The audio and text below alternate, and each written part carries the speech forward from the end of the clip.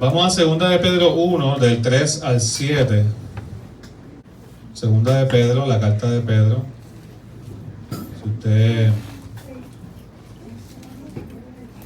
está en el Antiguo Testamento, en el Nuevo Testamento. Iba a hacer una broma, pero no voy a hacer. Segunda de Pedro 1, del 3 al 7. ¿Lo tienen? Dice, todas las cosas que pertenecen a la vida y a la piedad nos han sido dadas por su divino poder, mediante el conocimiento de aquel que nos llamó por su gloria y excelencia. Amén. Todas las cosas que le pertenecen a la vida y a la piedad nos han sido dadas por su divino poder. Marque eso ahí, eso está poderoso. Mediante el conocimiento de aquel que nos llamó por su gloria y excelencia. ¿Quién nos llamó? Jesucristo. Versículo 4 dice, por medio de ellas nos ha dado preciosas y grandísimas promesas, para que por ellas ustedes lleguen a ser partícipes, sea conmigo, partícipes de la naturaleza divina. Qué poderoso. Puesto que han huido de la corrupción que hay en el mundo por causa de los malos deseos. Amén. Y por eso ustedes deben esforzarse por añadir virtud a su fe, conocimiento a la virtud, dominio propio al conocimiento, paciencia al dominio propio, piedad a la paciencia, afecto fraternal a la piedad y al amor al afecto fraternal. La versión Reina Valera del 60 lo dice así: añadid a vuestra fe virtud, a la virtud conocimiento, al conocimiento dominio propio, y al dominio propio paciencia, y a la paciencia piedad, y a la piedad afecto fraternal, y al afecto fraternal amor. Y mira lo que dice el versículo 8. Amén. No creo que llegue hasta allá hoy, pero mira lo que dice, porque es bien importante. Porque si estas cosas están en vosotros y abundan, diga conmigo, abundan, no os dejarán estar ociosos ni sin fruto en cuanto al conocimiento de nuestro Señor Jesucristo. Aleluya. Yo quiero un poquito hoy, yo le he llamado la escalera de la fe. La escalera de la fe. Y cerrar un poquito, ¿verdad? He dicho que voy a cerrar esta serie hace muchas veces, pero sigue creciendo la serie, de lo que es el crecimiento. Tenemos un llamado a crecer. Y hemos estado hablando desde febrero de aspectos de crecimiento que Dios quiere que nosotros tengamos como iglesia. Y el crecimiento que Dios da no es el crecimiento que el mundo da. El crecimiento que Dios da es para aumentar nuestra fe. Y yo quiero hablar un poquito de 7 virtudes que se mencionan ahí, que hay que añadirle a nuestra fe. Desde el versículo 5 hasta el versículo 7. 7 virtudes que hay que añadirle a nuestra fe. O sea, muchos cristianos piensan que la vida en Dios, la vida en Cristo, se vive al azar. Y que pues vamos a ver qué pasa en el día. Vamos a ver qué pasa en la iglesia hoy. Vamos a ver qué me dicen. Vamos a ver qué me trae la circunstancia. Cuál es el asunto del momento. Y muchos cristianos viven la vida así, apagando fuego. ¿Cuál es el problema de hoy? ¿Cuál es el problema de mañana? Pero la vida cristiana no se debe vivir al azar. ¿Verdad que no? La vida cristiana se debe vivir intencionalmente. En otras palabras, yo tengo que tener un objetivo claro en mi corazón y perseguir ese objetivo. Porque ahora yo tengo una naturaleza divina nueva que el Señor ha puesto en mí. Y la palabra me dice que por esa naturaleza divina nueva que hay en mí, se me ha entregado todas las cosas que pertenecen a mi relación con Dios, a la vida en Cristo. Y mientras yo siga conociendo del Señor Jesús, estas virtudes, estas 7 virtudes que se mencionan aquí, o estos 7 elementos de fe, de crecimiento que se deben ver en mi vida, se van a ver en el nombre de Jesús. Pero mira lo que dice el versículo 5, ustedes deben esforzarse. ¿Cuántas veces nosotros nos esforzamos verdaderamente en buscar a Cristo de todo corazón? Yo veo a las personas que se esfuerzan haciendo filas largas. Yo veo a las personas que se esfuerzan llegando temprano a los trabajos, dando lo mejor en sus trabajos, dando lo mejor cuando el vecino le pide algo, cuando la familia le pide algo. Gloria a Dios por eso. Pero ¿cuánto nos esforzamos verdaderamente en lo que Dios nos ha pedido? Dígame o diga algo. Requiere un esfuerzo. Y lo bueno es que no estamos solos en ese esfuerzo. Se nos dio una naturaleza divina. El Espíritu Santo está en nosotros.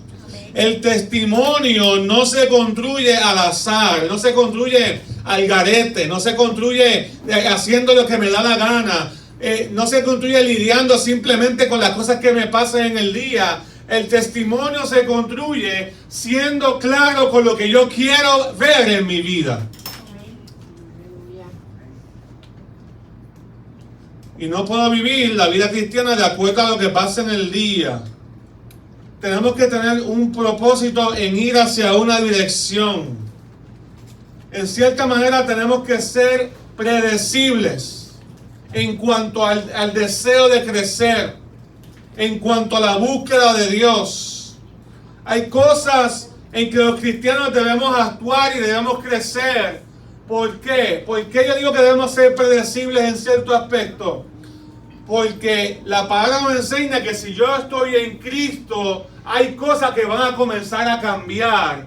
Y hay cosas que Dios va a añadir en mi vida. Y hay conductas que todos los que son cristianos van a comenzar, y pensamientos también van a comenzar a adoptar y a creer. ¿Por qué? Porque tenemos el mismo Dios. Porque tenemos el mismo Espíritu. Porque tenemos la misma palabra. Porque tenemos la misma fe. Porque tenemos el mismo bautismo. Y un cristiano que está cimentado en el Evangelio está predecido, está destinado a crecer. Así que yo me esfuerzo en algo que Dios ha dado. Yo me esfuerzo en algo que Dios me ha regalado. Yo me esfuerzo en algo. Mira la bendición que dice que nosotros debemos no vivir la vida al azar, sino que nuestra vida es resultado del poder de Dios en nosotros. Hemos sido partícipes de la naturaleza divina. En otras palabras, hay 2 linajes en ti. El linaje humano y el linaje divino. Ahora eres un hijo de Dios. Una hija de Dios. Ahora eres alguien bendecido, dotado con unas capacidades de fe. Pero la Biblia dice que a esta fe hay que añadirle ciertos elementos. Dios es el que opera en el interior de una persona y dándole una vida, una clase de vida eterna nueva que nunca he experimentado antes. Por eso yo digo que cuando Dios obra en mi vida, tú comienzas a actuar de una manera. Si somos impredecibles, que no sea para lo malo, que sea para lo bueno. Que sea porque nos exageramos en el amor que damos, que nos exageramos en la fidelidad y en el servicio. ¿Ven? Si Cristo está en mi vida, yo participo de una naturaleza divina.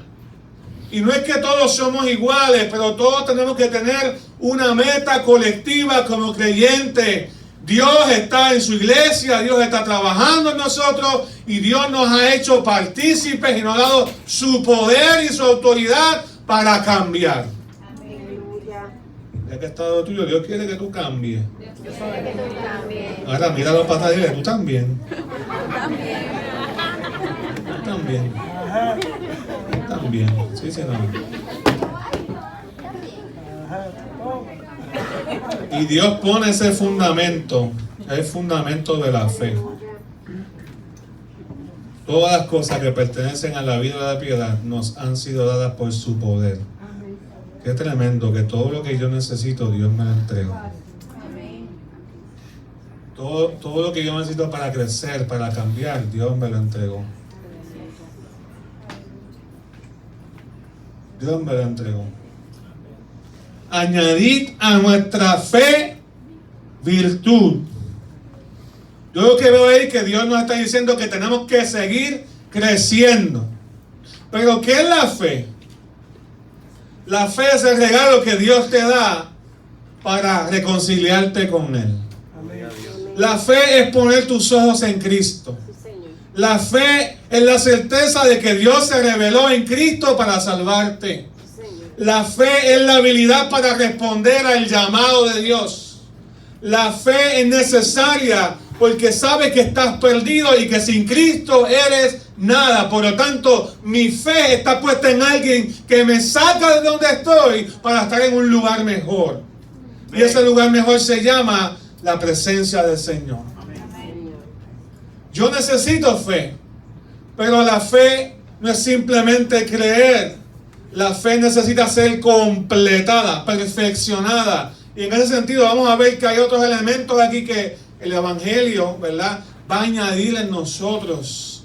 Y yo anhelo que cada uno tenga un deseo profundo, y más que yo, el Señor. Deseo profundo de buscar a Dios para que estas cosas se vean en ustedes. Amén. Aleluya. Amén. ¿Cuál es la razón para tener fe? ¿Por qué creer? Pues lo dice ahí, 2 de Pedro 1:3. Porque hay unas promesas. Las promesas son regalos seguros de Dios y se reciben como cumplidas, como que están hechas, y poseen un efecto santificador en quien las cree. En otras palabras, si mi esposa me dice que me ama y yo le digo que yo la amo, yo le creo. Y si ella me dice que quiere estar conmigo, yo separo un tiempo en mi agenda y viceversa, porque hay un amor que ella y yo nos tenemos. Pero decirlo no es suficiente, sino que yo tengo que guardar ese espacio en la agenda. Tengo que preservar. Algo en mí provoca un cambio porque yo atesoro esa relación. ¿Ve? Entonces, cuando alguien te habla y tú le crees, tú rápidamente tu conducta cambia hacia esa persona. Porque tú estás creyendo que lo que está diciendo es verdad. Y cuando Dios habla y tú le crees, tú cambias. Tu agenda cambia, tu visión de la vida va cambiando, porque tú estás tomando de la palabra como cierta. Las promesas son regalos seguros de Dios. Se reciben como cumplidas y poseen un efecto poderoso en nosotros. ¿Y por qué Dios nos da promesa? Lo dice ahí en el versículo 4. Para hacernos participantes de la naturaleza divina. Para que participemos del poder de Dios en nosotros. Entonces, esto es bien importante. Nosotros tenemos que entender que somos hijos de Dios. Y no hay título más bonito, más grande, más maravilloso que tú sabes que tú eres un hijo de Dios. Una hija de Dios.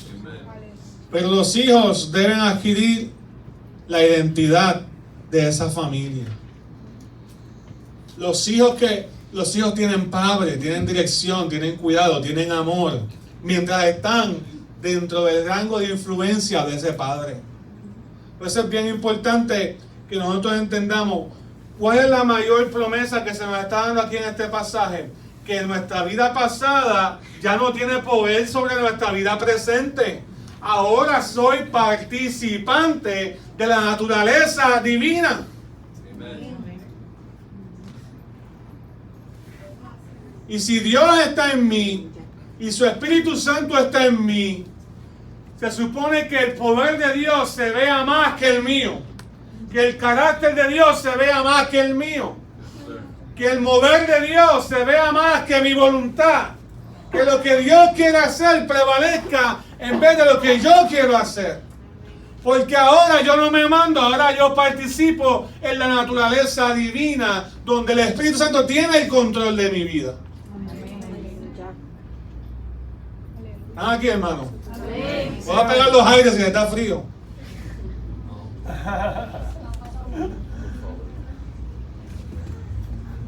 Estoy relajando, no voy a parar. Pero ese arrepentimiento genuino de que Dios está hablando en tu vida da acceso a la obra de Dios. Y estos 7 elementos, no es casualidad que sean 7. Porque 7 tipos de la plenitud, de la perfección. El 7 tipos de que estamos completos. Un día tiene 7. Una semana tiene 7 días.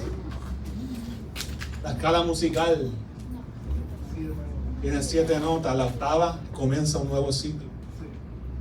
Y por ahí puedo seguir mencionando muchas cosas de la naturaleza. Porque 7 tipos de que estamos completos. Si añadimos estas 7 cosas a nuestra fe se perfecciona. Ese esfuerzo que Dios nos está pidiendo ahí debe traducirse a añadir a la fe que Dios nos da. Piénselo como unas prendas de vestir que lo están poniendo más lindo a usted como cristiano. ¿Cuántos quieren ser más lindos? Espiritualmente hablando. Que algunos no tienen remedio, tú sabes, lo físico. Aunque si uno se viste bien, mire, hoy Paola me dijo, papi, ponte esto y miren, compraron esto ayer y yo, creo como que no es mi estilo, pero alguien me dijo cuando llegué, esto te queda bien. Y yo, pues mira, funciona este asunto. Lo más lindo. A veces con la ropa uno pues disimula lo feo. Bueno, estas virtudes en el carácter cristiano, estas cosas que vamos a hablar hoy, hermano, lo van a hacer crecer en su vida cristiana y va a agradar tanto a Dios que usted crea su palabra de que usted puede participar en estas cosas y usted puede ganar estas cosas y añadirlas a su fe, que usted va a ser hermoso para el Señor. Porque usted está agradando a Dios. Y va a poder ser un cristiano efectivo, que no está ocioso. Por eso dice, añadir a la fe virtud. ¿Qué es virtud? Virtud es alguien que ejecuta lo que sabe con excelencia.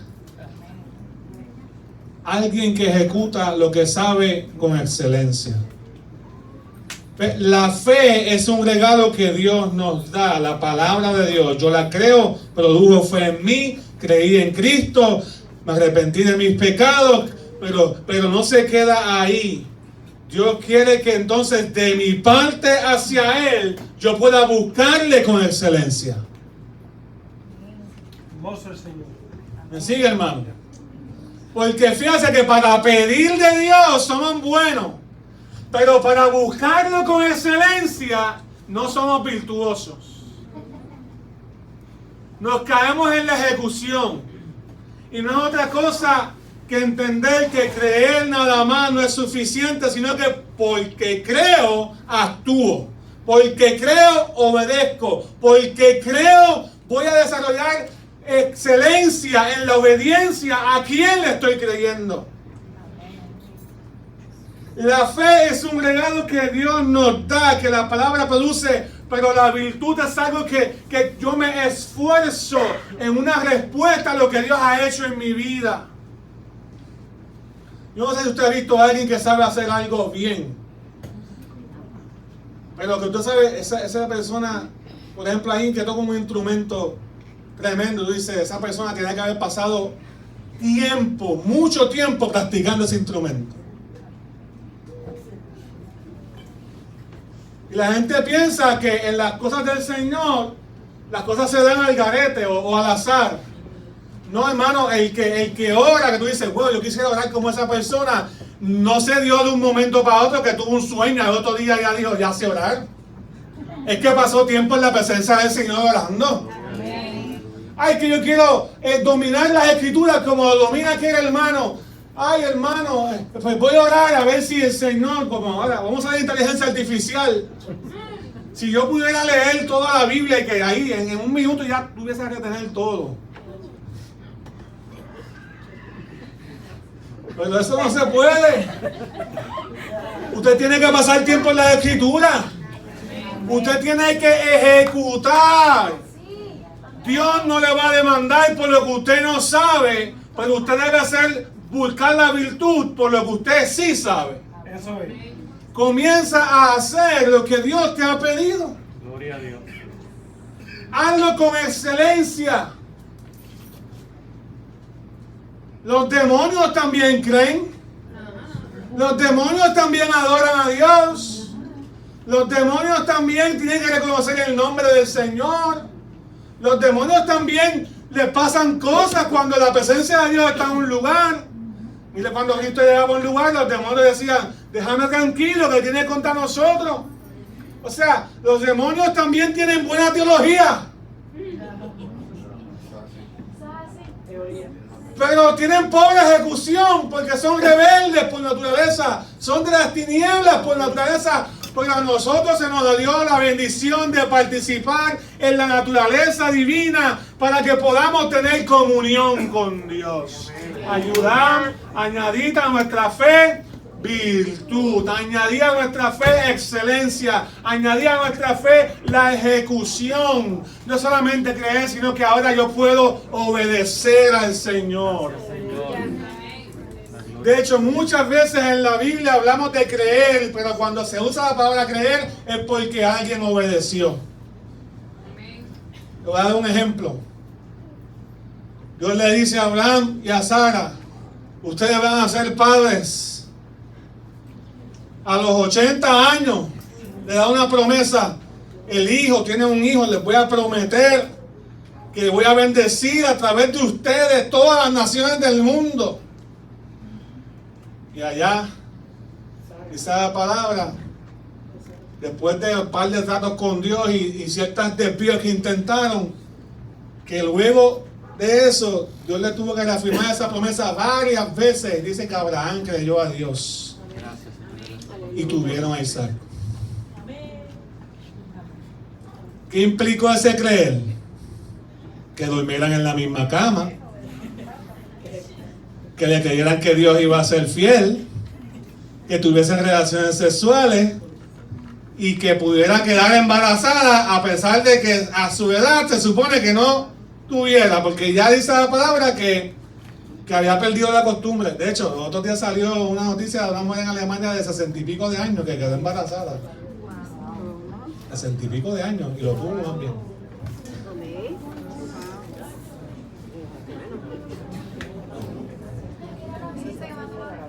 ¿Qué es lo que quiero decir con esto? Que creer implica ¿qué? Si ellos le creyeron a Dios, ¿cuándo le creyeron a Dios? Cuando se acostaron, cuando estuvieron juntos, cuando creyeron que era posible, cuando obedecieron al Señor. Así que muchas veces decimos, ay, yo creo en Dios, pero en realidad lo que deberíamos preguntarnos es si estoy creyendo y obedeciendo al Señor, porque esa es la obra completa de la fe. ¿Me sigue, hermano? ¿Están hasta aquí? Añadir a nuestra fe virtud. Decir yo creo nada más no es suficiente. Yo creo y obedezco la palabra del Señor. Quiero poder desperdiciar otras cosas. Quizás no sea un experto en baloncesto, quizás no sea un experto en números, quizás no sea un experto en otras cosas, en carro, en ropa, quizás no sea un experto en muchas cosas que a la gente de este mundo le da importancia, pero ahora en cuanto al conocimiento de Cristo, yo sí quiero crecer. Gracias, Dios. Yo sí quiero crecer porque yo tengo que añadirle a mi fe virtud, y a la virtud, ¿qué sigue? Conocimiento. Y a la virtud, conocimiento. Aleluya. Así que yo quiero dedicarme a ejecutar la fe a través de la obediencia constante a la palabra del Señor, pero también tengo que añadirle a mi fe y a mi virtud conocimiento. ¿Pero conocimiento de qué? Memorizarme la Biblia. ¿Conocimiento de qué? ¿Cuál es el contenido? Se habla mucho de contenido en este tiempo. Tanta gente creando contenido. Contenido y conocimiento. Y ahora hay tantos videos que uno no sabe ni cuál ver. Y lo que hace la gente es que ve 5 segundos, 10 segundos de un video y sigue para otro. Y sigue para otro scrolleando toda la noche. Y en realidad no aprende nada. Aunque estuvieron 1 hora scrolleando con el celular, se quedó su mente podrida y vacía. Llena de cosas vanas y, como decían antes, de musaraña. ¿Pero conocimiento de qué? ¿Cuál es el contenido que mi alma, que mi ser, que mi espíritu, que mi cuerpo necesita saber? Pues si vamos en el contexto, primero tenemos que saber quién es Dios. ¿Por qué? Porque Él es el que me está dando la promesa. ¿Usted confiaría en alguien que usted no conoce? Usualmente no. Hay veces que decimos, bueno, vamos a dar una oportunidad. Pero usualmente, a medida que usted conoce más a alguien, usted le cree. Usted le da confianza. Y en la palabra del Señor, el conocimiento de Él nos da confianza para seguir creyéndole y sirviéndole al Señor. Así que por eso digo que no es simplemente creer y decir yo tengo fe. No, es que mientras más yo conozca a Dios, esa fe va a ser más fuerte. Porque estoy conociendo a aquel que me da la promesa de vida eterna. Estoy conociendo a aquel que me da la promesa de la naturaleza divina. Estoy conociendo a aquel que me da el poder para cambiar. Estoy conociéndolo personalmente. No a través de papi, no a través de mami, no a través del pastor, sino ahora tengo una disposición y lo quiero hacer bien, con virtud, pero quiero conocer al Señor y conocer quién es, su carácter, su amor, su gracia, su misericordia, por qué Él es así, por qué me ama, por qué me quiere salvar, por qué quiere cambiar mi vida. Todas esas cosas son importantes y dependen de aquel que las promete. Aleluya. También te voy a conocer quién soy yo en la palabra, porque yo soy el que recibo la promesa.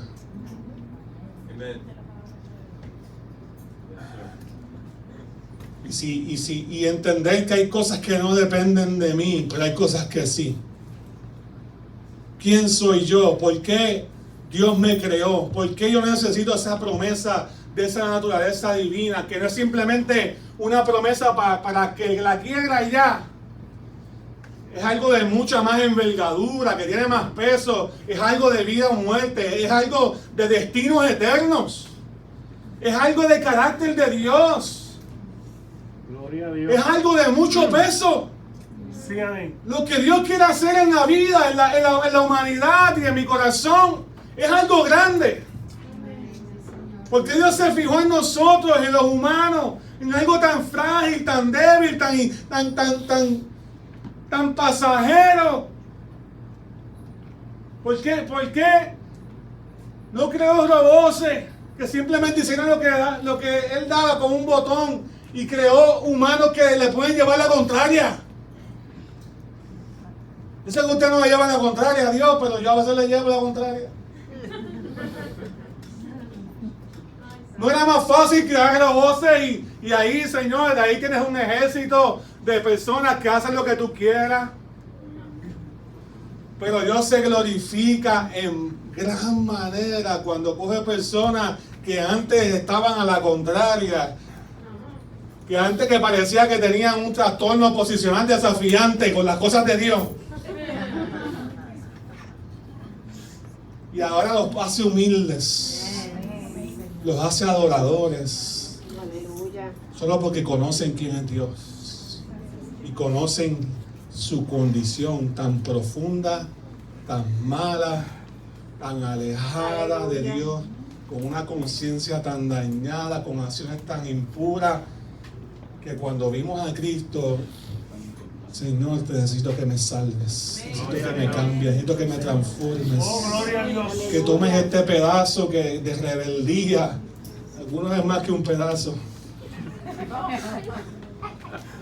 y lo conviertas en alguien que te crea, en alguien que te obedezca, en alguien que te conozca. Gloria a Dios. Dios se lleva la gloria. Aleluya. Ese es su criterio. Esa es su soberanía. Lo quiso hacer de esa manera. Amén, amén. Debo conocer también cuál es su voluntad, cuál es el llamado que me está haciendo. ¿Cuál es la voluntad de Dios donde quiera que yo vivo? Añadir a tu fe, virtud, conocimiento. Te tienes que preguntar, la forma en que estoy viviendo en mi casa, ¿le agrada a Dios? Tengo que conocer más de eso. La forma en que trato a los demás, ¿le agrada a Dios? Tengo que conocer cómo tratar a los demás, porque ahora yo tengo una naturaleza divina distinta. Aleluya.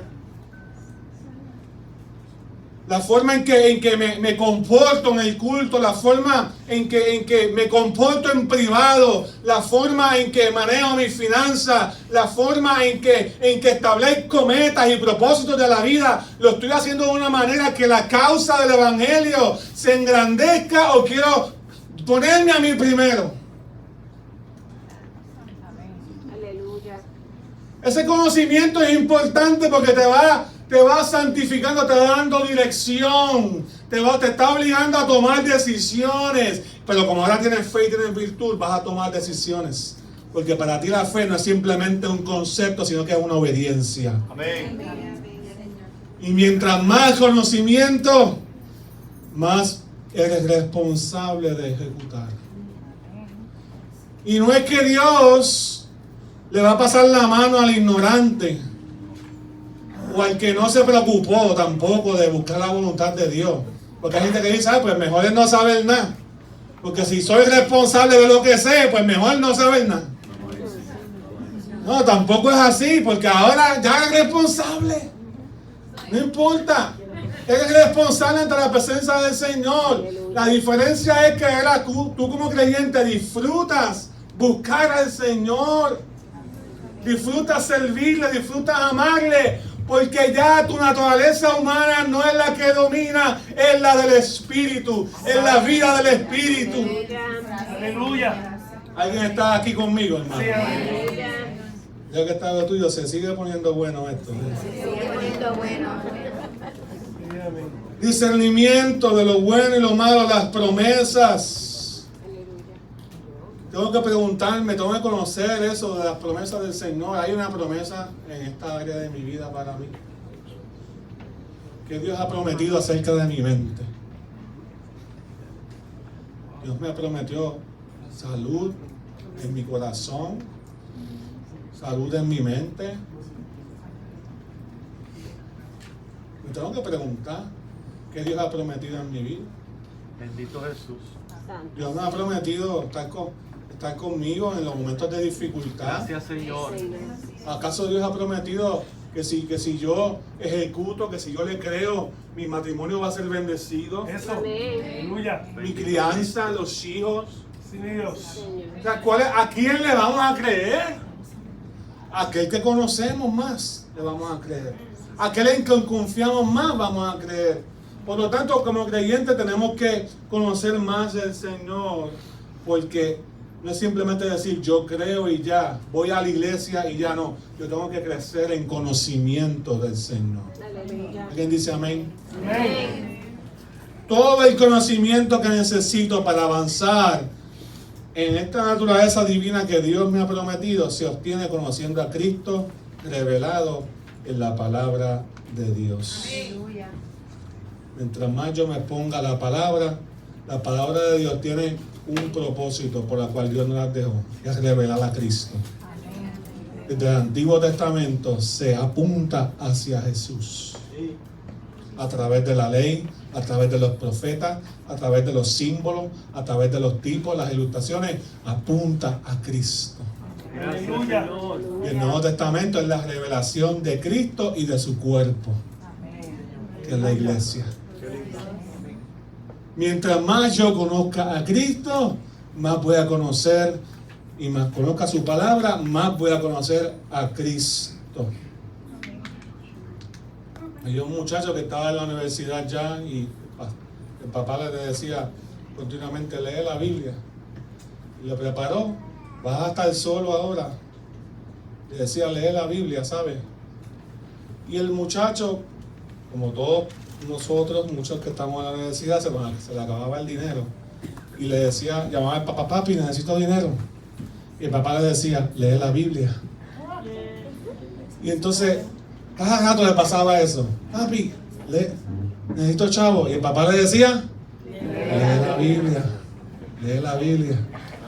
Y entonces, el papá sabía que no estaba leyendo la Biblia. ¿Sabe por qué? Porque le había dejado el dinero en la Biblia.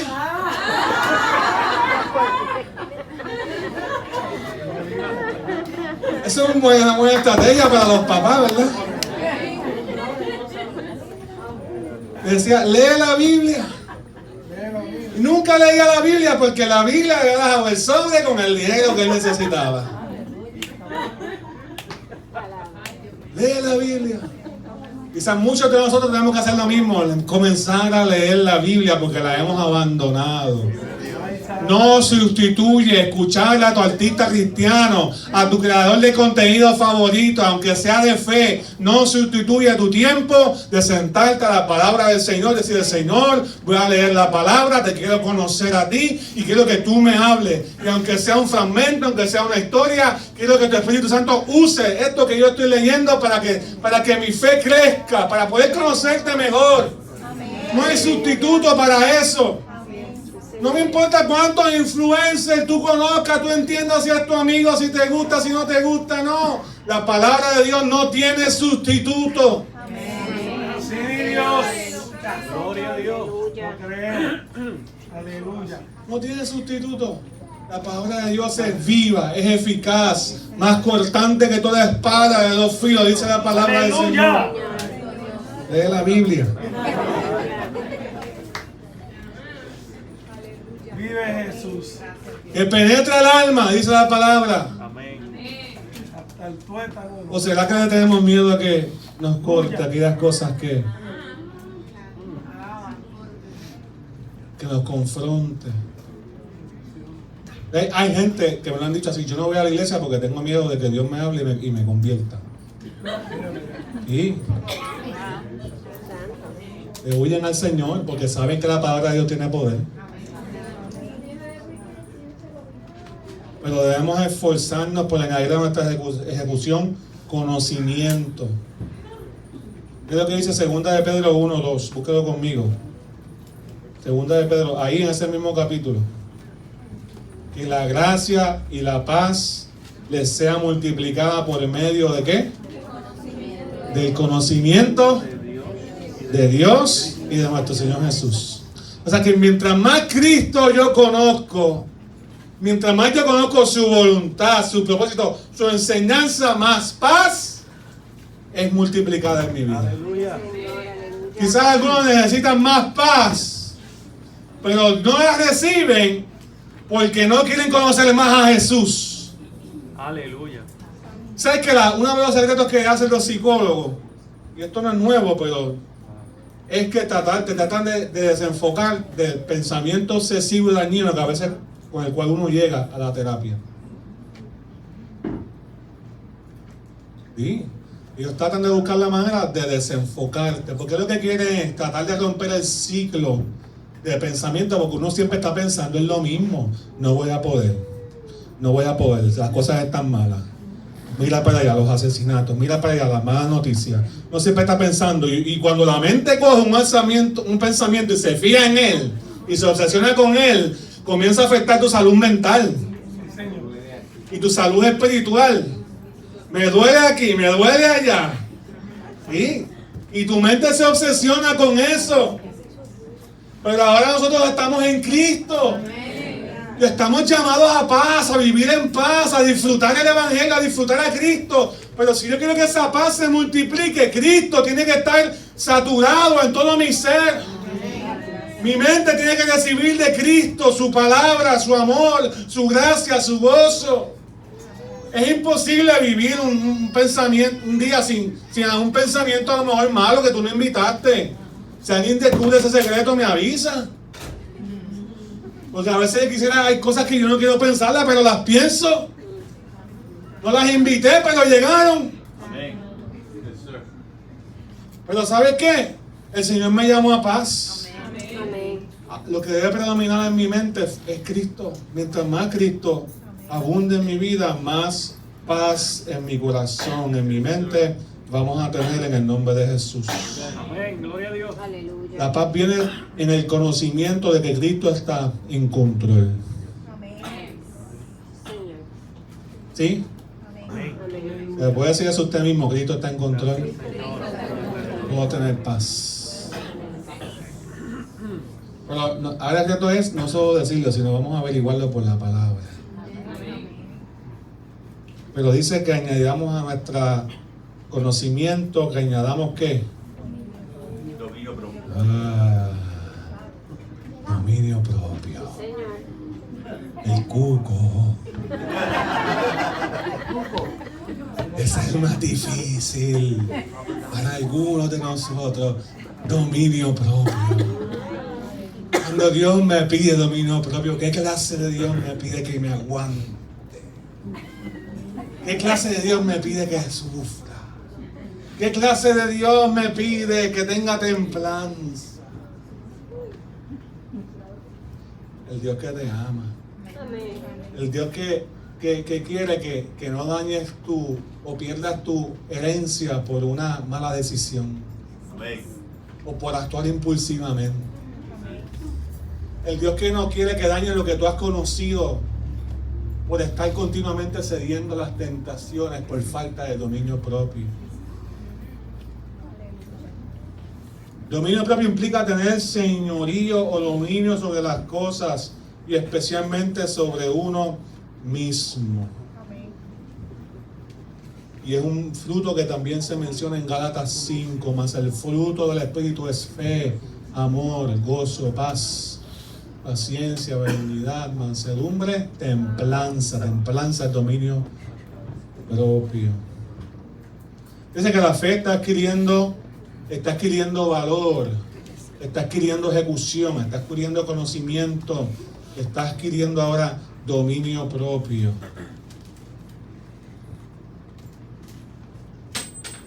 Tener la capacidad de decir que no y mantener mi palabra. Y tener la capacidad de decir que sí y mantener mi palabra. El dominio propio no es solamente para decirle no a las cosas que me dañan. El dominio propio también es para decir que sí a las cosas que me bendicen. Amén. El dominio propio funciona para tantas cosas en nuestra vida. Para planificar el día necesito dominio propio. Para alcanzar objetivos necesito dominio propio. Para trabajar necesito dominio propio.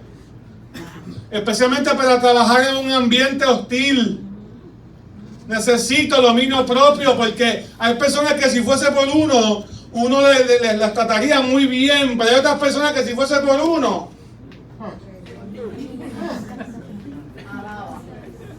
Aleluya. Deja que te coja. Yo lo cojo bajando. Y hay gente que se aguantan por fuera, pero por dentro no se aguantaron. Por lo menos están creciendo, gloria a Dios.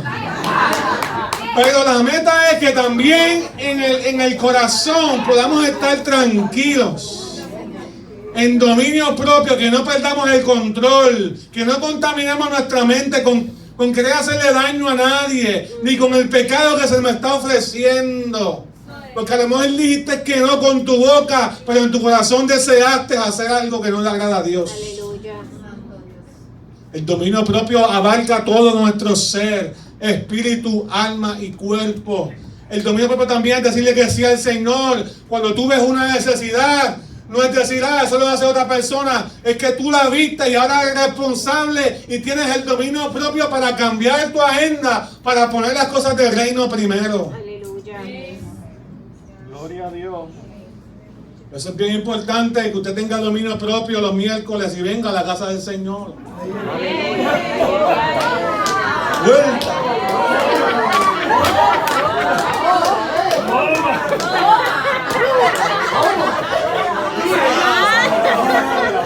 Están encendido, ¿eh? Bien encendido.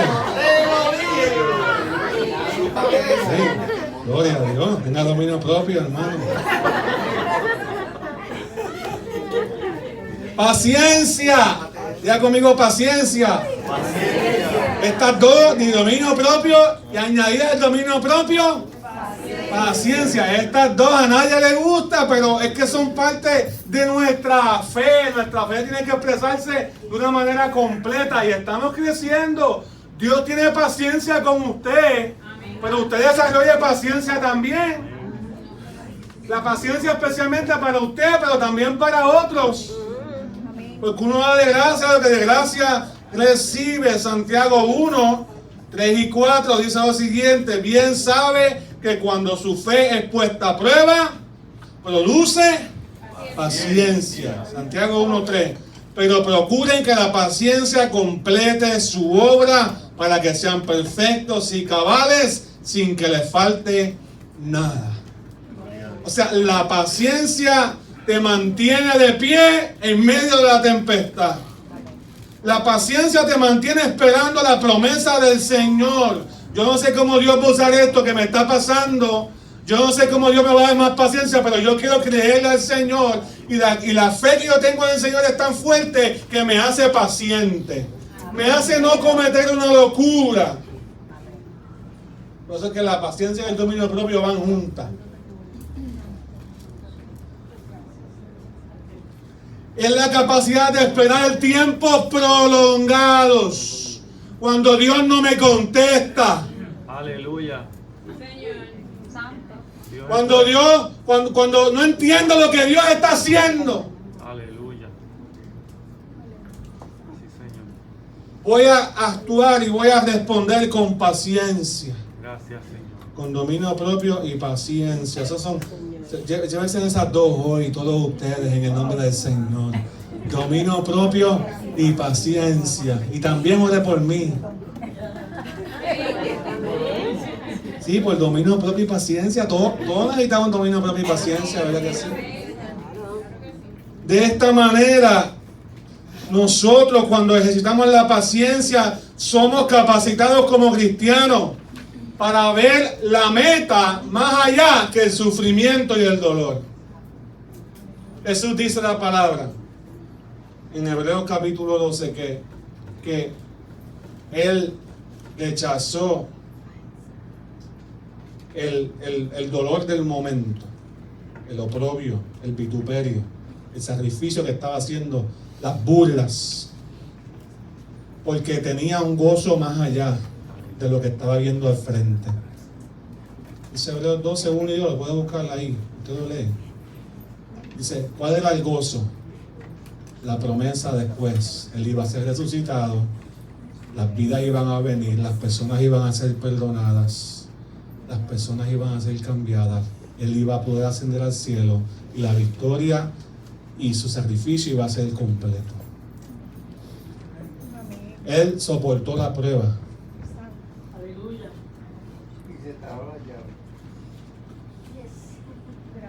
Paciencia. Quizás tu traducción dice perseverancia. Constancia. Aguante. El cristiano tiene o demuestra bajo diversas pruebas y presiones. ¿Están aquí, hermano? ¿Cuántos se han sentido presionados a abandonar la fe? Presionados a no creer más. Presionados a una noche de locura. Presionados a cometer situaciones o cosas que usted dice, Dios mío, ¿por qué yo estoy pensando en esto? Pero el que es paciente y tiene dominio propio, sabe quién ha creído, se comienza a ejercitar en paciencia. Aunque Dios no intervenga inmediatamente, nosotros ejercitamos la paciencia y enfrentamos esa tardanza sin entristecernos. Enfrentamos la persecución sin hacer venganza y enfrentamos el sufrimiento sin ceder a nuestra fe. ¿Quién está aquí? ¿Quién dice amén? Amén. ¿Cuántos creen que la fe necesita paciencia también? Gracias, Señor. Sí. Colosenses 1:11 dice, fortalecidos con todo poder, conforme al dominio de Cristo, de su gloria, para que puedan soportarlo todo con mucha paciencia, así con gran gozo. Paciencia y gozo. Ese es el objetivo. Que no es simplemente tener paciencia, sino hacerlo con gozo. Porque una cosa es tener paciencia y otra cosa es decir, y pasarlo con coraje y con malos ratos y pensando. ¿Me sigue? Amén. Que la paciencia, piedad. Piedad significa devoción. Devoción, y de ahí viene la palabra devocional. En otras palabras, adoración. Es entrar en comunión con el Señor. Paciencia sin piedad es aguantar malos ratos sin entrega y sin adoración al Señor. Mientras que paciencia con devoción y piedad es esperar la promesa, es esperar ese cambio que Dios ha prometido en mi vida, porque ahora yo soy un hijo de Dios. Mi carácter es su carácter, su fe es mi fe, su amor es mi amor, su paz es mi paz, su victoria es mi victoria. Pero en lo que eso se materializa en mi vida, necesito entregarme al Señor en adoración y fe y creerle al Señor, porque mi relación con Él no depende de las cosas que me pasen. Mi relación con Él depende de las cosas que Él hizo en la cruz del Calvario. Así que mientras espero, adoro. Mientras espero, me gozo en piedad con Él. Piedad significa tener reverencia. También significa que Dios está escuchándome en mi paciencia y en mi crecimiento, y yo también me voy a entregar a Él. Significa tener una verdadera entrega o piedad, porque está la piedad externa, pero está la piedad interna. La piedad externa es más fácil porque se puede imitar. Tú puedes venir, alzar las manos, decir gloria a Dios, aleluya, tener un bonito lenguaje espiritual. Puedes cantar las canciones del momento que están pegadas, cristianas.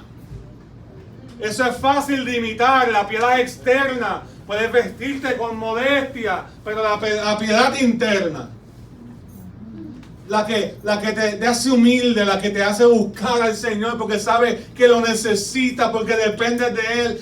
Ese anhelo de adorar al Señor y de gozo, ese anhelo de consagrarme y dedicarme a Él, ese anhelo de que tengo temor y reverencia por las cosas del Señor. Esa piedad interna es parte de lo que Dios quiere darte en tu vida también. Aleluya. Porque si respetas al Señor, vas a atesorar su palabra. Santo Señor, aleluya. Ese temor reverente del Señor, de que estamos lidiando con un Dios vivo, un Dios grande, un Dios maravilloso.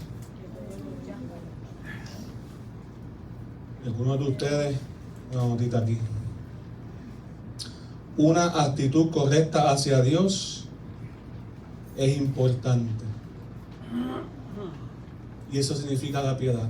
La piedad es tener una actitud correcta hacia Jesús, hacia el Señor, hacia el que te salvó. Mientras sigo esperando con paciencia, cultivo mi anhelo de orar y de estar en la presencia del Señor y de adorarle con mucha devoción al Señor. Aleluya. Aleluya. Y las últimas dos tienen que ver con el amor. No porque son las menos importantes, sino son las más importantes. Es la expresión suprema de la fe. Dios nos hizo para amarlo a Él.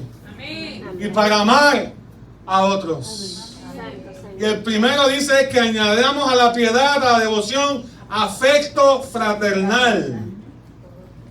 Y esa palabra fraternal, ustedes quizás han escuchado, en la universidad están las fraternidades, donde la gente se tratan como hermanos.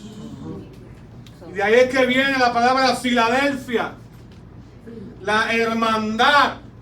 hay una comunión. Es el amor del círculo íntimo, es el amor de hermano que se vive en la iglesia, en la comunidad de fe. Porque tú puedes tener piedad solo, pero Dios te dice que a la piedad le añada comunidad. Dios te dice que en tu adoración también tengas otras personas que adoren contigo. Porque Dios nunca nos pensó, nos diseñó para nosotros vivir como agentes libres. Dios nos pensó en comunidad. Dios te pensó unido a un cuerpo, a una iglesia. Dios te pensó unido a una familia. Dios te pensó unido a unos amigos, en comunidad. Y esa comunidad, ahora la que está hablando aquí, es la comunidad de fe.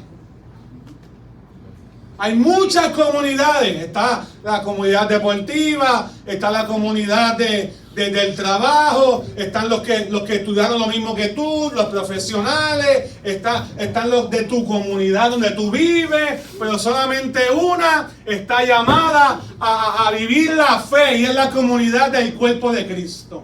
Aleluya. Pues entonces esa debe ser parte de tus prioridades, y hacerlo en amor. Tenemos que hacer comunidad. Diga conmigo, hacer comunidad. Hay gente que no hace comunidad. Hacer comunidad es incluir a otros. Incluir a mis hermanos en Cristo en mi vida. Hacer comunidad es invitar al nuevo, que se sienta partícipe, que se sienta que es parte. Hacer comunidad es buscar a aquel que está solo, que estamos todos juntos, que nos llevemos las cargas los unos a los otros. Ese es el amor de comunidad. La fe sin comunidad es una falacia. Es una fe que está moribunda, que está a punto de morir, porque nos necesitamos unos a otros. Ahora, la fe colectiva es poderosa. Cuando nosotros adoramos al Señor, dice la palabra, levantando manos santas, sin ira ni contienda, nosotros podemos decir al Señor: Señor, usa tu iglesia, levanta el que está débil, ayúdame a suplir la necesidad, y juntos nos edificamos mutuamente y nuestra fe va creciendo. Hay una fe individual que es muy buena, pero hay una fe colectiva que es mucho mejor. Amén. Gloria a Dios. Aleluya. No la tengas repelillo al hermano, a la hermana. Invita a la gente a su vida, gente nueva, gente que está llegando ahora a la casa del Señor, al cuerpo de Cristo. Invítalo. No siempre ande con los mismos. Hagamos comunidad. Todos somos importantes en esta asignación. Sí, Señor. Primera de Pedro 3:8 dice: únanse todos en un mismo sentir, sean compasivos, misericordiosos y amigables, ámense fraternalmente. Primera de Pedro 3:8, ahí, ese mismo la carta anterior, varias páginas antes. O sea, un amor genuino. Un amor de hermanos. Tenemos un mismo Padre, tenemos un mismo Señor, tenemos una misma identidad, tenemos una misma naturaleza. ¿Y por qué no nos buscamos más? Sí, Señor. El enemigo siempre va a hacer lo posible. Santo Jesús. Vi un meme en estos días. A lo mejor usted lo ha escuchado o lo ha visto, pero me hizo sentido. McDonald's te puede dañar la orden 100 veces y como quiera vas. Pero la iglesia comete un error y déjate ir. Así mismo. ¿Dónde está el amor fraternal? ¿Dónde está el amor de hermanos? O sea, cuando tienes poco conocimiento de lo que es la naturaleza humana, por eso es que quién soy yo que recibe las promesas, tengo que conocerlo. Tú te vas a frustrar con la gente. Yo no tengo la expectativa de que nadie sea perfecto, nadie. ¿Y sabes qué? Dios no la tiene, tampoco. La Biblia dice que si nosotros somos infieles, Él permanece fiel. Ahora, pero no niegues al Señor. Porque si nosotros lo negamos, dice la palabra, creo que eso está en Pedro también, Él también nos negará. Aleluya. O sea que es un asunto de seguir perseverando. Y si los hermanos caen, ahí está la iglesia para levantarlo en el nombre del Señor. Y si persiste en su pecado, ahí va a estar la iglesia para corregirlo, porque eso es amor. Aleluya. Y si aún así persiste en su pecado y es un pecado público, tenemos que tomar una decisión. Si lo vamos a dejar tener comunión con nosotros o no. La palabra dice que si persiste en su pecado y ya ha dicho públicamente que no quiere arrepentirse, que no lo tratemos como un hermano. Así es. Pero mire, para llegar a eso, porque el asunto no es ese, porque mucha gente sabe y se va. El asunto es que cuando la persona quiere quedarse haciendo lo que le da la gana, no está siendo parte de la comunidad. Y eso no está en boqueo, pero lo traigo para que entendamos que si caemos, aquí hay suficientes manos para levantar. Y que diga eso, mis manos son para levantar. Son hermanos, manos de hermanos, manos de hermanos. Aleluya. Y al añadir al afecto fraternal, amor. Amor. Amor ágape. Amor incondicional. Ese es el broche de oro. La virtud de las virtudes. La máxima expresión de la fe es el amor sacrificial. Sí, Señor. Es el amor que entrega su vida por otros. Sí, Señor. La máxima expresión de la fe, por la fe donde se comienza, por el amor donde se termina. Sí, Señor. Yo creo en Dios, ok, lo amas lo suficiente como para dar tu vida por Él. Yo amo a mi hermano, lo amas lo suficiente como para sacrificar tu ego y amarlo. Sí, Señor. Sí, Señor. Yo amo a mi familia, a mi mamá, a mi papá, sí, yo los amo lo suficiente como para entregarte por ellos. Ah, pero el Señor, eso es figurado, eso no es. No, el Señor no me pide necesariamente mi vida, literalmente. Sí, te está pidiendo tu vida, literalmente. Todo mi ser, espíritu, alma y cuerpo, sea guardado para el Señor. Tome su cruz, niéguese a sí mismo y sígame. Es un amor más amplio que solo el amor fraternal. El amor fraternal es la intimidad con algunos, es la comunidad de fe, pero el amor ágape es la máxima expresión de la fe, es el amor a Dios, el amor a su Hijo Jesucristo, el amor a su causa de una manera incondicional y el amor a los demás de una manera, y aunque no los conozca, aunque no tenga el amor de hermanos, Eso es. el amor supremo. Amén. Por eso es que hay misioneros que pueden dar la vida por gente que no conocen. Amén. ¿Por qué? Porque aman a Dios lo suficiente como para ser obedientes. En situaciones donde a lo mejor están solos, están en crisis, están en dolor. Hay dos elementos de ese amor que son bien importantes: el sacrificio y dar vida a otros. Alcanza más gente cuando amamos sacrificialmente. Damos mejor testimonio cuando no ponemos condiciones al amor. Damos nuestra vida Aleluya. por la causa del Evangelio. Aleluya. Así que ama lo suficiente a las personas como para predicarles el Evangelio. Ama lo suficiente a las personas como para perdonarlos. Aunque tú sabes que a lo mejor va a poder fallar otra vez o tiene una debilidad, pero lo perdonaste. Lo amas lo suficiente como para corregirlos. Lo amas lo suficiente como para servirles, aunque no te puedan dar nada a cambio. Nuestra fe tiene que ir creciendo. Por eso es que dice ese versículo 8, que si ustedes abundan en estas cosas, no estarán ociosos. ¿Qué es estar ocioso? Sin hacer nada.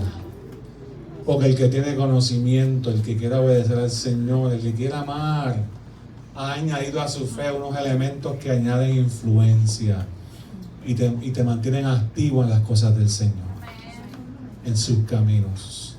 Y sigue diciendo por ahí, que no estamos ahí, dice, pero el que no hace estas cosas tiene la vista corta, porque es ciego de sus pecados pasados. Como que dice, se le olvidó de dónde Dios lo sacó. Amén. Se le olvidó su historia, se le olvidó de dónde Dios lo trajo, se le olvidó cómo se embarraba en el pecado, cómo cedía, cómo era rebelde.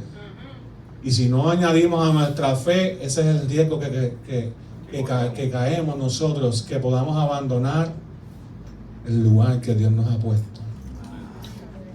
Y yo no quiero que ninguno de ustedes caiga en eso, en el nombre del Señor, sino que añada a su fe, siga creciendo en el Señor. Esto es un llamado para que usted crezca. ¿Qué tal si nos ponemos de pie?